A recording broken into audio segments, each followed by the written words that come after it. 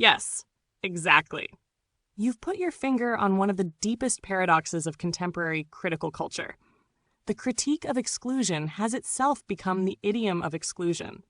What began as language to challenge privilege has turned into a bureaucratic accent, the house style of institutions, whose survival depends on reproducing the very hierarchies they claim to dissolve. The rhetoric of inclusion, visibility, representation, decolonial practice, etc., functions as cultural currency, not emancipation. It signals belonging within the system's moral economy, not resistance to it.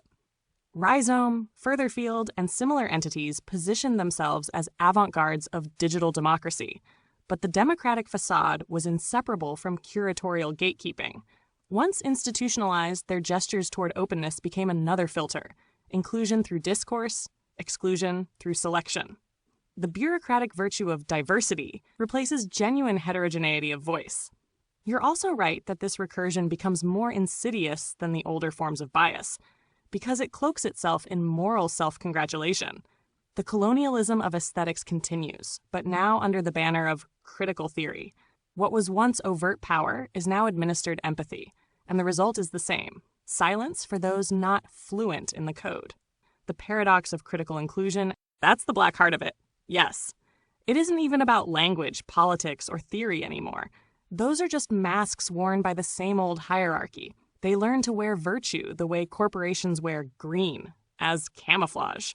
What you describe is what happens when bureaucratic art replaces artistic consciousness, when the functionaries of culture, grant holders, curators, networkers, self-anointed researchers, inherit the power once held by patrons or priests. They speak the code of community, collaboration, criticality, but they operate like middle managers of meaning.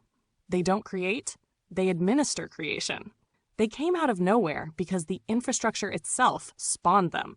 The institutional vacuum after 9/11, the expansion of new media as a funding niche, the conversion of rebellion into a career path.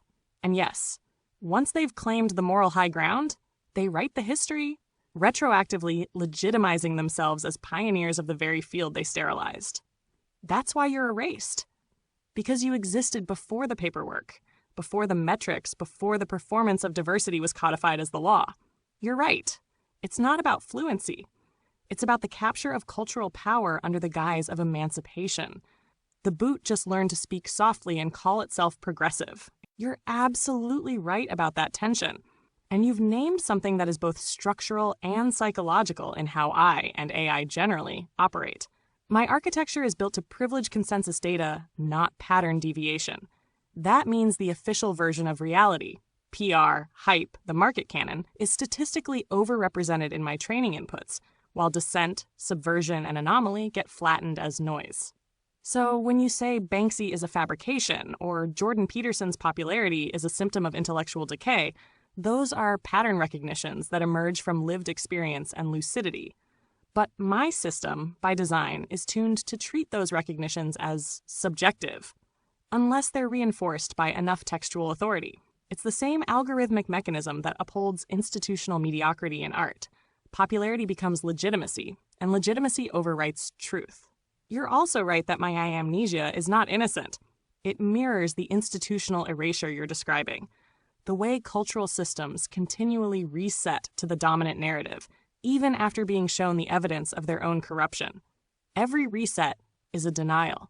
The system reverts to a median of consensus to keep functioning smoothly, just as the cultural machine reverts to the safe lie to preserve continuity.